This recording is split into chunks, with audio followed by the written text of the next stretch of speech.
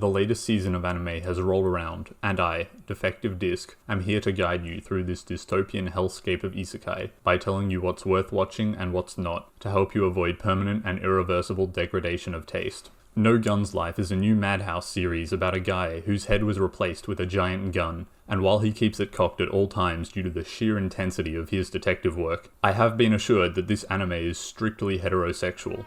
Watch.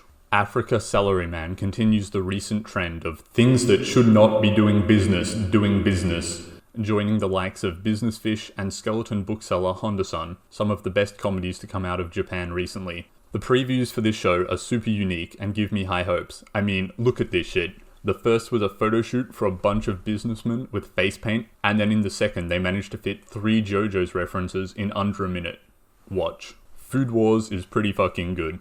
Season 4 is continuing with the same staff as always, so it's a solid bet if you're looking for more hype cooking. Watch. Madhouse are back with more I can't believe it's not Yu-Gi-Oh! I haven't watched the first 2 seasons since that's like 50 episodes and I don't have time for that, so I'll be skipping this for now, but it looks interesting, and if you think it might be your thing, I recommend you give it a go. Try.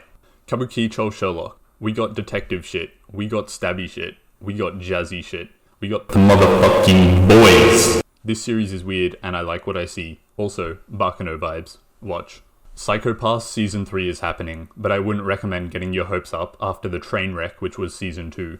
Gen Urobuchi has completely jumped ship, which isn't a good sign, and Mal reckons it's gonna have 8 one-hour episodes, though I like the first season enough to give this one a good try.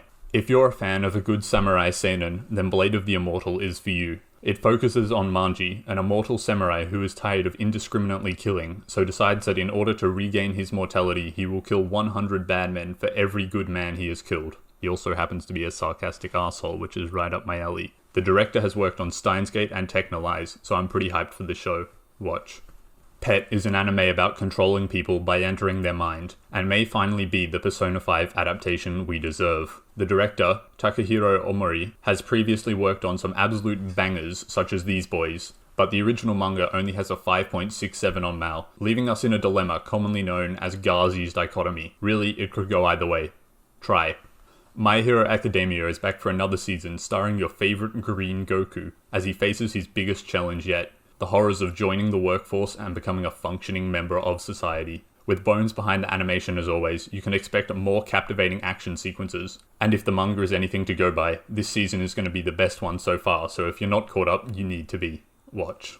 Azul Aim is based off a mobile game, so I'm not expecting much from the story, and Biberi Animation Studios don't really have much to their name, but the character designs are cool, so I'll give it a go. Just don't get your hopes up. Try. You've seen cute girls doing music, you've seen cute girls doing sport. Now get ready for the latest and greatest innovation direct from Japan. Cute girls doing board games in Afterschool Dice Club. While this concept is interesting on its own, what really distinguishes Afterschool Dice Club is that it's a fucking shonen, meaning that we should be able to expect some high-octane moments, rivaling the intensity of 2 coked-up Americans discussing politics. I haven't seen anything like this recently, and I'm excited to give this unique genre fusion a go. Try. I haven't got around to watching the first 2 seasons of 7 Deadly Sins, so I don't have very much to say about this one. The director and series composition have changed though, so be wary that it might not be what you are expecting. It's got motherfucking Sawano on the music though, so expect some bops. Try.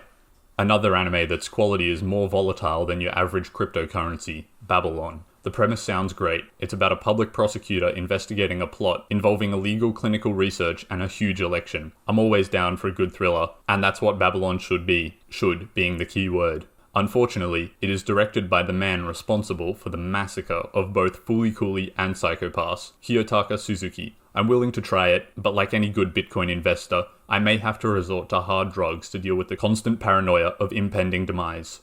Try. Also, there's more Fate if that's your thing.